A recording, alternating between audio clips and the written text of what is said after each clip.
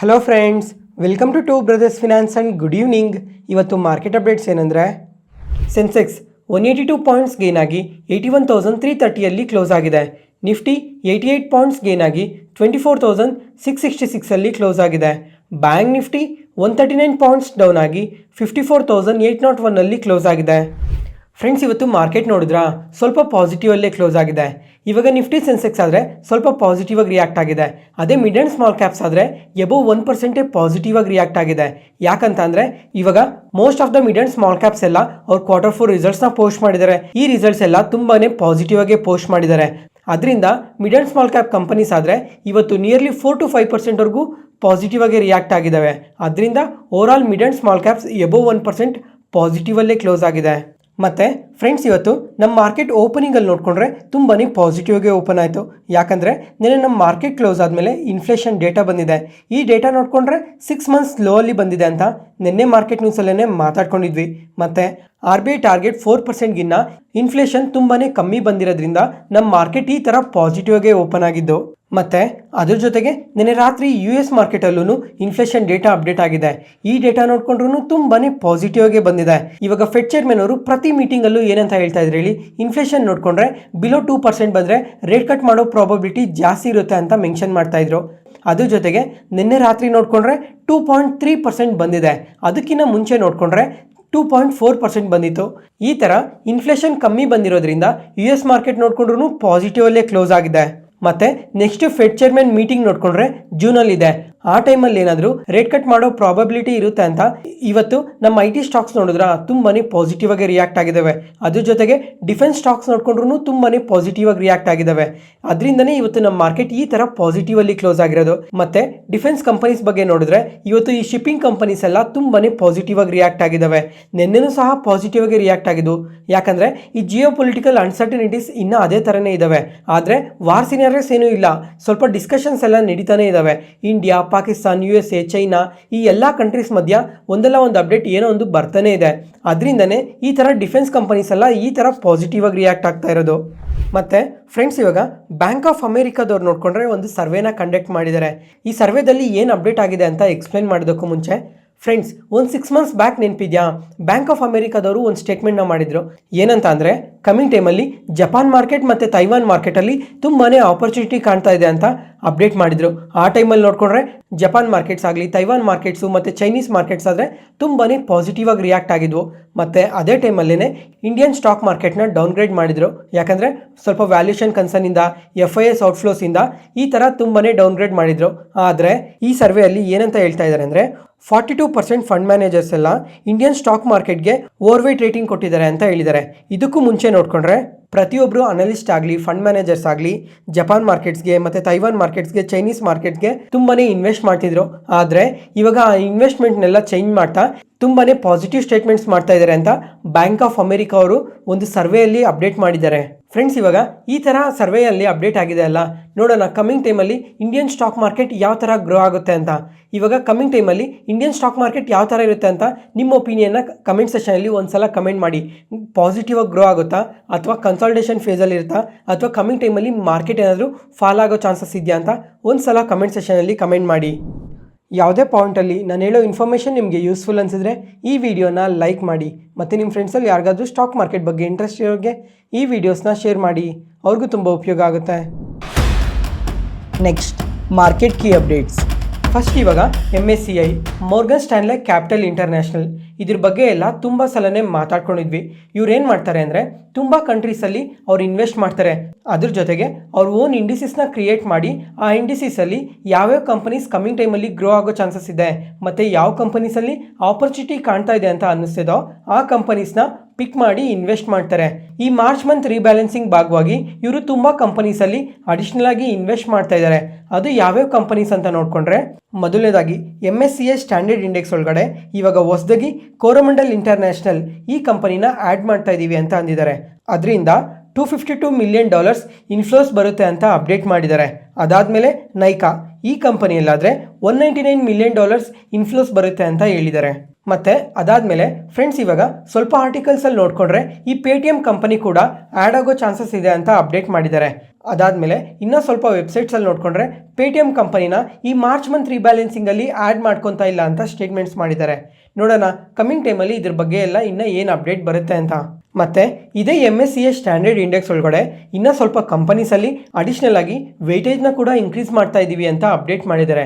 ಯಾವ್ಯಾವ ಕಂಪನೀಸಲ್ಲಿ ಅಂತ ನೋಡಿಕೊಂಡ್ರೆ ಮೊದಲನೇದಾಗಿ Cipla, Indus tower, UltraTech cement, Grasim industries, Vodafone idea ಇಷ್ಟು ಕಂಪನೀಸಲ್ಲಿ ವೆಯ್ಟೇಜ್ನ ಇನ್ಕ್ರೀಸ್ ಮಾಡ್ತಾ ಇದ್ದಾರೆ. ಅದರಿಂದ ಈ ಎಲ್ಲ ಕಂಪನೀಸಲ್ಲಿ ನಿಯರ್ಲಿ $50 ಮಿಲಿಯನ್ ಇನ್ಫ್ಲೋಸ್ ಬರುತ್ತೆ ಅಂತ ಅಪ್ಡೇಟ್ ಮಾಡಿದ್ದಾರೆ. ಇದಕ್ಕೆಲ್ಲ ಯಾವಾಗ ಎಫೆಕ್ಟಿವ್ ಡೇಟ್ ಅಂತ ನೋಡಿಕೊಂಡ್ರೆ May 38 ಅವತ್ತಾದರೆ ಈ ಕಂಪನೀಸಲ್ಲಿ ಸ್ವಲ್ಪ ವೊಲಟಿಲಿಟಿನ ನೋಡ್ಬೋದು. ಅದನ್ನು ಸೆಕೆಂಡ್ ಹಾಫಲ್ಲಿ ವೊಲಟಿಲಿಟಿ ಇರುತ್ತೆ. ಮತ್ತು ಇದೇ MSCI ಸ್ಟ್ಯಾಂಡರ್ಡ್ ಇಂಡೆಕ್ಸ್ ಒಳಗಡೆ ಇನ್ನೂ ಸ್ವಲ್ಪ ಕಂಪನೀಸಲ್ಲಿ ವೆಯ್ಟೇಜ್ನ ಕೂಡ ಕಮ್ಮಿ ಮಾಡ್ಕೊತಾ ಇದ್ದಾರೆ. ಇದು ಸೆಕೆಂಡ್ ಟೈಮ್ ಈ ಥರ ದೊಡ್ಡ ದೊಡ್ಡ ಕಂಪನೀಸಲ್ಲಿ ವೆಯ್ಟೇಜ್ನ ಕಮ್ಮಿ ಮಾಡ್ತಾ ಇರೋದು. ಅದರಲ್ಲಿ ಮೊದಲನೇದಾಗಿ HDFC bank, ICICI bank, Infosys, Bharti Airtel ಈ 4 ಕಂಪನೀಸಲ್ಲಿ ವೆಯ್ಟೇಜ್ನ ಕಮ್ಮಿ ಮಾಡ್ಕೊತಾ ಇದ್ದಾರೆ. ಅದಾದಮೇಲೆ ಈ ಡೊಮೆಸ್ಟಿಕ್ ಸ್ಮಾಲ್ ಕ್ಯಾಪ್ ಇಂಡೆಕ್ಸಲ್ಲಿ ನೋಡಿಕೊಂಡ್ರೆ 12 ಕಂಪನೀಸ್ ಆ್ಯಡ್ ಆಗುತ್ತೆ ಅಂತ ಅಂದಿದ್ದಾರೆ. ಮತ್ತು 21 ಕಂಪನೀಸ್ ಈ ಇಂಡೆಕ್ಸಿಂದ ರಿಮೂವ್ ಮಾಡ್ತಾ ಇದ್ದೀವಿ ಅಂತ ಕೂಡ ಅಪ್ಡೇಟ್ ಮಾಡಿದ್ದಾರೆ. ಅದರಲ್ಲಿ ಯಾವ್ಯಾವ ಕಂಪನೀಸ್ ಆ್ಯಡ್ ಆಗೋ ಚಾನ್ಸಸ್ ಇದ್ದಾವೆ ಅಂತ ನೋಡಿಕೊಂಡ್ರೆ ಮೊದಲನೇದಾಗಿ ಗೋದ್ರೇಜ್ ಆಗ್ರೋವರ್ಟ್, ಅದಾದಮೇಲೆ ಎಕ್ಸಾವೇರ್ ಟೆಕ್ನಾಲಜೀಸ್, ಪ್ರೀಮಿಯರ್ ಎನರ್ಜೀಸ್, ಆರ್ತಿ ಡ್ರಗ್ಸ್, ಪ್ರಿನ್ಸ್ ಪೈಪ್ ಈ ಥರ ತುಂಬ ಕಂಪನೀಸ್ ಆ್ಯಡ್ ಆಗುತ್ತೆ ಅಂತ ಹೇಳ್ತಾ ಇದ್ದಾರೆ. ನೋಡೋಣ May 30 ಯಾವ್ಯಾವ ಕಂಪನೀಸಲ್ಲಿ ಎಷ್ಟೆಷ್ಟು ಇನ್ಫ್ಲೋಸ್ ಬರುತ್ತೆ ಅಂತ. ನೆಕ್ಸ್ಟ್ ಅದಾದಮೇಲೆ ಫ್ರೆಂಡ್ಸ್ ಇವಾಗ ತುಂಬ ಮಾರ್ಕೆಟ್ ನ್ಯೂಸಲ್ಲಿ ಈ ಸೆಮಿಕಂಡಕ್ಟರ್ಸ್ ಬಗ್ಗೆ ಮಾತಾಡ್ಕೊಂಡಿದ್ವಿ. ಏನಂತ ಅಂದರೆ ಇವಾಗ ರೀಸೆಂಟ್ ಟೈಮಲ್ಲಿ ನೋಡಿಕೊಂಡ್ರೆ ಗೌರ್ಮೆಂಟ್ ಈ ಸೆಮಿಕಂಡಕ್ಟರ್ಸ್ ಬಗ್ಗೆ ತುಂಬಾ ವರ್ಕ್ ಮಾಡ್ತಾ ಇದ್ದಾರೆ ಅಂತ. ಇವತ್ತು ನಮ್ಮ ಗೌರ್ಮೆಂಟ್ ಹೊಸದಾಗಿ ಈ ಸೆಮಿಕಂಡಕ್ಟರ್ ಪ್ರಾಜೆಕ್ಟ್ಗೆ ಅಪ್ರೂವ್ ಕೊಟ್ಟಿದ್ದಾರೆ. ಈ ಪ್ಲ್ಯಾಂಟ್ಗೋಸ್ಕರ 3700 crores ಅಪ್ರೂವ್ ಮಾಡಿದ್ದಾರೆ. ಈ ಪ್ಲ್ಯಾಂಟ್ ಬಂದು ಉತ್ತರ ಪ್ರದೇಶಲ್ಲಿ ಓಪನ್ ಮಾಡ್ತಾ ಇದ್ದಾರೆ, ಅದನ್ನು ಜಾಯಿಂಟ್ ವೆಂಚರಲ್ಲಿ. ಮತ್ತು HCL ಟೆಕ್ನಾಲಜೀಸ್ ಮತ್ತು ಫಾಕ್ಸ್ಕಾನ್ ಈ 2 ಕಂಪನೀಸ್ ಜಾಯಿಂಟ್ ವೆಂಚರಲ್ಲಿ ವರ್ಕ್ ಮಾಡ್ತಾರೆ ಅಂತ ಅಪ್ಡೇಟ್ ಮಾಡಿದ್ದಾರೆ. ಅದಾದಮೇಲೆ ಈ ಪ್ಲ್ಯಾಂಟಲ್ಲಿ ನೋಡಿಕೊಂಡ್ರೆ 36 million chips per month manufacture ಮಾಡೋ ಕೆಪಾಸಿಟಿ ಇರೋ ಥರ ಈ ಪ್ಲ್ಯಾಂಟ್ನ ಡಿಸೈನ್ ಮಾಡ್ತಾ ಇದ್ದಾರೆ ಅಂತ ಕೂಡ ಅಪ್ಡೇಟ್ ಆಗಿದೆ. ನೋಡೋಣ ನಮ್ಮ ಇಂಡಿಯನ್ ಗೌರ್ಮೆಂಟ್ ಇನ್ನು ಕಮ್ಮಿಂಗ್ ಟೈಮಲ್ಲಿ ಈ ಸೆಮಿಕಂಡಕ್ಟರ್ ರಿಲೇಟೆಡ್ ಆಗಿ ಇನ್ನು ಯಾವ್ಯಾವ ಥರ ಸ್ಟೆಪ್ಸ್ ತಗೊತಾರೆ ಅಂತ ನೋಡಬೇಕು. ನೆಕ್ಸ್ಟ್ ಅದಾದಮೇಲೆ ಟಾಟಾ ಮೋಟರ್ಸ್ ಈ ಕಂಪನಿ ಆದರೆ ಲಾಸ್ಟ್ 1 ವೀಕಲ್ಲಿ ನಿಯರ್ಲಿ 7% ಪಾಸಿಟಿವ್ ಆಗಿ ರಿಯಾಕ್ಟ್ ಆಗಿದೆ. ಯಾಕಂದರೆ ಇಂಡಿಯಾ UK ಟ್ರೇಡ್ ಡೀಲಿಂದ ಮತ್ತು US UK ಟ್ರೇಡ್ ಡೀಲಿಂದ ಈ ಥರ ಪಾಸಿಟಿವ್ ಆಗಿ ರಿಯಾಕ್ಟ್ ಆಗಿತ್ತು. ಆದರೆ ನಮ್ಮ ಮಾರ್ಕೆಟ್ ಕ್ಲೋಸ್ ಆದಮೇಲೆ ನೋಡಿಕೊಂಡ್ರೆ ಇವರು ಕ್ವಾರ್ಟರ್ಲಿ ರಿಸಲ್ಟ್ಸ್ನ ಪೋಸ್ಟ್ ಮಾಡಿದ್ದಾರೆ. ಇವಾಗ ರಿಸಲ್ಟ್ಸ್ ನೋಡಿಕೊಂಡ್ರೆ ಇಯರ್ ಆನ್ ಇಯರಲ್ಲಿ ರೆವಿನ್ಯೂಸಲ್ಲಿ ಯಾವುದೇ ಥರ ಗ್ರೋತ್ ಇಲ್ಲ.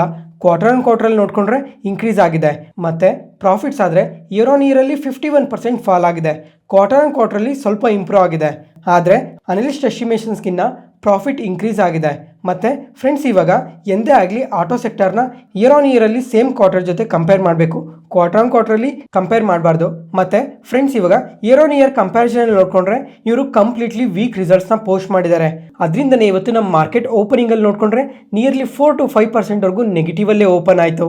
ಈ ಥರ ವೀಕ್ ರಿಸಲ್ಟ್ಸ್ನ ಪೋಸ್ಟ್ ಮಾಡೋದಕ್ಕೆ ರೀಸನ್ ಏನು ಅಂತ ನೋಡಿಕೊಂಡ್ರೆ ಈ ಗ್ಲೋಬಲ್ ಅನ್ಸರ್ಟನಿಟೀಸಿಂದ JLR ಸೇಲ್ಸ್ ಡ್ರಾಪ್ ಆಗಿದೆ ಅಂತ ಮೆನ್ಷನ್ ಮಾಡಿದ್ದಾರೆ. ಅದರಿಂದ ಈ ಥರ ವೀಕ್ ರಿಸಲ್ಟ್ಸ್ನ ಪೋಸ್ಟ್ ಮಾಡಿರೋದು ಅಂತ ಹೇಳಿದ್ದಾರೆ. ಮತ್ತು ಈ ಥರ ರಿಸಲ್ಟ್ಸ್ನ ಪೋಸ್ಟ್ ಮಾಡಿದ್ಮೇಲೆ ₹6 per share ಡಿವಿಡೆಂಡ್ನ ಕೂಡ ಅನೌನ್ಸ್ ಮಾಡಿದ್ದಾರೆ. ಅದಾದಮೇಲೆ ಫ್ಯೂಚರ್ ಗೈಡೆನ್ಸ್ ನೋಡಿಕೊಂಡ್ರೆ ಪಾಸಿಟಿವ್ಗೆ ಕೊಟ್ಟಿದ್ದಾರೆ. ಯಾಕಂತ ಅಂದರೆ US ಮತ್ತು UK ಟ್ರೇಡ್ ಡೀಲ್ ನಡೆದಿದೆ ಅಲ್ಲ, ಅದರಿಂದ ಟಾಟಾ ಮೋಟರ್ಸ್ನ JLR ಸೇಲ್ಸ್ಗೆ ತುಂಬಾ ಪಾಸಿಟಿವ್ ಆಗುತ್ತೆ ಅಂತ ಈ ಥರ ಪಾಸಿಟಿವ್ ಗೈಡೆನ್ಸ್ನ ಕೊಟ್ಟಿರೋದು. ಅದರಿಂದನೇ ಶೇರ್ ಪ್ರೈಸ್ ಸ್ವಲ್ಪ ರಿಕವರ್ ಆಗಿರೋದು. ನೋಡೋಣ ಕಮಿಂಗ್ ಟೈಮಲ್ಲಿ ಇವರಿನ್ನ ಯಾವ ಥರ ರಿಸಲ್ಟ್ಸ್ನ ಪೋಸ್ಟ್ ಮಾಡ್ತಾರೆ ಅಂತ. ನೆಕ್ಸ್ಟ್ ಬಜಾಜ್ ಆಟೋ ಈ ಕಂಪನಿ ಬಗ್ಗೆ ಮೋರ್ಗನ್ ಸ್ಟ್ಯಾನ್ಲಿ ಅವರು ಸ್ಟಡಿ ಮಾಡಿ ಅವ್ರ ವ್ಯೂನ ಶೇರ್ ಮಾಡ್ಕೊಂಡಿದ್ದಾರೆ. ಈ ಕಂಪನಿಗೆ 8% ಟಾರ್ಗೆಟ್ ಪ್ರೈಸ್ನ ಕಟ್ ಮಾಡಿದ್ದಾರೆ, ಆದ್ರೂ ಓವರ್ ವೇಟ್ ರೇಟಿಂಗ್ಗೆ ಕೊಟ್ಟಿದ್ದಾರೆ. ಈ ಥರ ಟಾರ್ಗೆಟ್ ಪ್ರೈಸ್ ಕಟ್ ಮಾಡೋದಕ್ಕೆ ರೀಸನ್ ಏನು ಅಂತ ನೋಡಿಕೊಂಡ್ರೆ ಈ ಏಪ್ರಿಲ್ ಮಂತಲ್ಲಿ ಸೇಲ್ಸ್ ನಿಯರ್ಲಿ 6% ಡ್ರಾಪ್ ಆಗಿದೆ. ಅದರಿಂದ ಸೇಲ್ಸ್ ವಾಲ್ಯೂಮ್ ಪ್ರೊಜೆಕ್ಷನ್ ನೋಡಿಕೊಂಡ್ರೆ 4% ಡೌನ್ ಮಾಡಿದ್ದಾರೆ. ಮತ್ತು EPS ಆದರೆ ನೆಕ್ಸ್ಟ್ 2 ಇಯರ್ಸಲ್ಲಿ 5 to 6% ಕಟ್ ಮಾಡಿದ್ದಾರೆ. ಯಾಕಂತ ಅಂದರೆ ಡೊಮೆಸ್ಟಿಕಲ್ಲಿ ಡಿಮ್ಯಾಂಡ್ ಸ್ಲೋ ಡೌನ್ ಕಾಣ್ತಾ ಇದೆ, ಅದರಿಂದ ಈ ಥರ ಟಾರ್ಗೆಟ್ ಪ್ರೈಸ್ ಕಟ್ ಮಾಡಿರೋದು ಅಂತ ಮೆನ್ಷನ್ ಮಾಡಿದ್ದಾರೆ. ಮತ್ತು ಫ್ರೆಂಡ್ಸ್ ನಮ್ಮ ಮಾರ್ಕೆಟ್ ಕ್ಲೋಸ್ ಆದಮೇಲೆ ಐಷರ್ ಮೋಟರ್ಸ್ ಅವರು ಅವ್ರ ಕ್ವಾರ್ಟರ್ಲಿ ರಿಸಲ್ಟ್ಸ್ನ ಪೋಸ್ಟ್ ಮಾಡಿದ್ದಾರೆ. ಇವ್ರ ರಿಸಲ್ಟ್ಸ್ ನೋಡಿಕೊಂಡ್ರೆ ತುಂಬಾ ಪಾಸಿಟಿವ್ ಆಗಿ ಪೋಸ್ಟ್ ಮಾಡಿದ್ದಾರೆ. ಇಯರ್ ಆನ್ ಇಯರಲ್ಲಿ ಪ್ರಾಫಿಟ್ಸ್ ನೋಡಿಕೊಂಡ್ರೆ 27% ಇನ್ಕ್ರೀಸ್ ಆಗಿದೆ. ಮತ್ತು ರೆವಿನ್ಯೂಸ್ ಆದರೆ 23% ಇನ್ಕ್ರೀಸ್ ಆಗಿದೆ. ಈ ಥರ ರಿಸಲ್ಟ್ಸ್ನ ಪೋಸ್ಟ್ ಮಾಡಿದ್ಮೇಲೆ ₹70 per share ಡಿವಿಡೆಂಡ್ನ ಕೂಡ ಅನೌನ್ಸ್ ಮಾಡಿದ್ದಾರೆ. ನೋಡೋಣ ನಾಳೆ ನಮ್ಮ ಮಾರ್ಕೆಟಲ್ಲಿ ಯಾವ ಥರ ರಿಯಾಕ್ಟ್ ಆಗುತ್ತೆ ಅಂತ. ಅದಾದಮೇಲೆ ಈ ಥರ ಸೇಲ್ಸ್ ಇನ್ಕ್ರೀಸ್ ಆಗೋದಕ್ಕೆ ಮೊದಲನೇ ಕಾರಣ ಬಂದು ರಾಯಲ್ ಎನ್ಫೀಲ್ಡ್ ಹಿಮಾಲಯ ಬೈಕ್ ಇದೆಲ್ಲ ಇದ್ರ ಸೇಲ್ಸ್ ನೋಡಿಕೊಂಡ್ರೆ 42% ಇನ್ಕ್ರೀಸ್ ಆಗಿದೆ. ಅದರಿಂದ ಟೋಟಲ್ ಸೇಲ್ಸ್ಗೆ 13.8% ಕಾಂಟ್ರಿಬ್ಯೂಟ್ ಮಾಡಿದೆ. ಅದ್ರ ಜೊತೆಗೆ ಎಕ್ಸ್ಪೋರ್ಟ್ಸ್ ನೋಡ್ಕೊಂಡ್ರೂ ತುಂಬಾ ಇನ್ಕ್ರೀಸ್ ಆಗಿದ್ದಾವೆ. ಟೋಟಲ್ ಸೇಲ್ಸ್ಗೆ 11.6% ಎಕ್ಸ್ಪೋರ್ಟ್ಸಿಂದನೇ ಕಾಂಟ್ರಿಬ್ಯೂಟ್ ಆಗಿದೆ. ಈ ಥರ ಸೇಲ್ಸ್ ಎಲ್ಲ ಇನ್ಕ್ರೀಸ್ ಆಗಿರೋದ್ರಿಂದನೇ ಈ ಥರ ಪ್ರಾಫಿಟ್ಸ್ ಎಲ್ಲ ಇನ್ಕ್ರೀಸ್ ಆಗಿರೋದು. ಅದ್ರ ಜೊತೆಗೆ ಇವರು ಬಾಂಗ್ಲಾದೇಶಲ್ಲಿ ಕೂಡ ಇವ್ರ ಪ್ರೆಸೆನ್ಸ್ನ ಇನ್ಕ್ರೀಸ್ ಮಾಡ್ಕೊತಾ ಇದ್ದಾರೆ. Next Suzlon energy. ಈ ಕಂಪನಿ ಆದರೆ ಇವತ್ತು ಇಂಟರ್ಡೇ ಸೆಷನಲ್ಲಿ ನಿಯರ್ಲಿ 4%ವರೆಗೂ ಪಾಸಿಟಿವ್ ಆಗಿ ರಿಯಾಕ್ಟ್ ಆಗಿದೆ. ಮತ್ತು ರಿಟೇಲ್ ಇನ್ವೆಸ್ಟರ್ಸ್ ಫೇವರೇಟ್ ಸ್ಟಾಕ್ ಕೂಡ ಇದಾಗಿದೆ. ಮತ್ತು ಇವತ್ತು ನೋಡಿಕೊಂಡ್ರೆ ಈ ಥರ ಪಾಸಿಟಿವ್ ಆಗಿ ರಿಯಾಕ್ಟ್ ಆಗೋದಕ್ಕೆ ರೀಸನ್ ಏನಂದರೆ ಮೋತಿಲಾಲ್ ಓಸ್ವಾಲ್ ಅವರು ಈ ಕಂಪನಿಗೆ 30% ಪಾಸಿಟಿವ್ ಆಗಿ ಗ್ರೋ ಆಗೋ ಚಾನ್ಸಸ್ ತುಂಬಾ ಜಾಸ್ತಿ ಇದೆ ಅಂತ ಸ್ಟೇಟ್ಮೆಂಟ್ಸ್ನ ಮಾಡಿದ್ದಾರೆ. ಯಾಕಂದರೆ ಗೌರ್ಮೆಂಟ್ ಹೊಸ ಪಾಲಿಸೀಸಿಂದ ರೀಸೆಂಟಾಗಿ ನೋಡಿಕೊಂಡ್ರೆ ಗೌರ್ಮೆಂಟ್ ವಿಂಡ್ ಪವರ್ ಕಂಪನೀಸ್ಗೆ RLMM ಡ್ರಾಫ್ಟ್ ರೂಲ್ಸ್ನ ತಂದಿದ್ದಾರೆ. ಅದರಿಂದ ವಿಂಡ್ ಪವರ್ ಕಂಪನೀಸ್ಗೆ ಲೋಕಲಲ್ಲಿ ಮ್ಯಾನುಫ್ಯಾಕ್ಚರ್ ಮಾಡೋ ಪ್ರಾಡಕ್ಟ್ಸ್ನ ಮಾತ್ರನೇ ಬಳಸಬೇಕು ಅಂತ ಅಪ್ಡೇಟ್ ಮಾಡಿದ್ದಾರೆ. ಅದರಿಂದ ಈ ಸುಜ್ಲಾನ್ ಎನರ್ಜಿ ಅವ್ರಿಗೆ ತುಂಬಾ ಪಾಸಿಟಿವ್ ಆಗುತ್ತೆ. ಅದರಿಂದ ಈ ಥರ ಮೋತಿಲಾಲ್ ಓಸ್ವಾಲ್ ಅವರು 30% ಪಾಸಿಟಿವ್ ಆಗಿ ಗ್ರೋ ಆಗುತ್ತೆ ಅಂತ ಹೇಳಿರೋದು.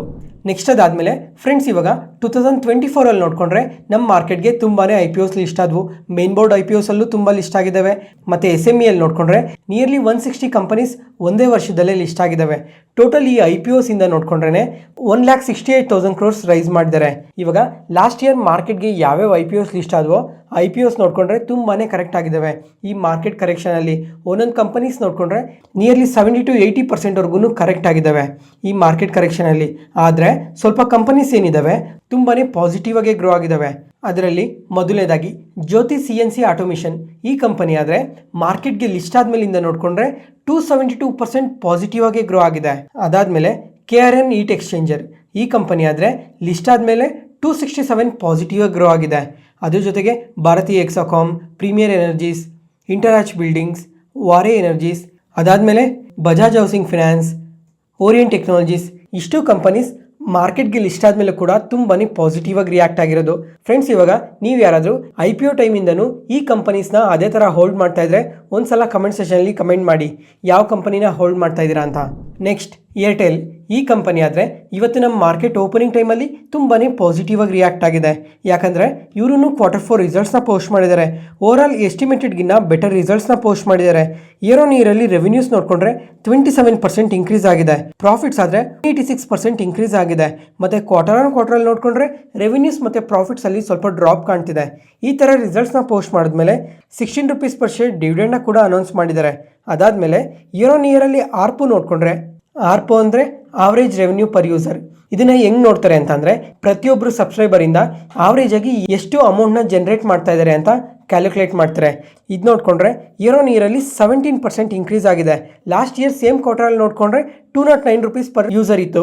ಅದನ್ನು ಇವಾಗ 245 rupeesಗೆ ಇನ್ಕ್ರೀಸ್ ಆಗಿದೆ.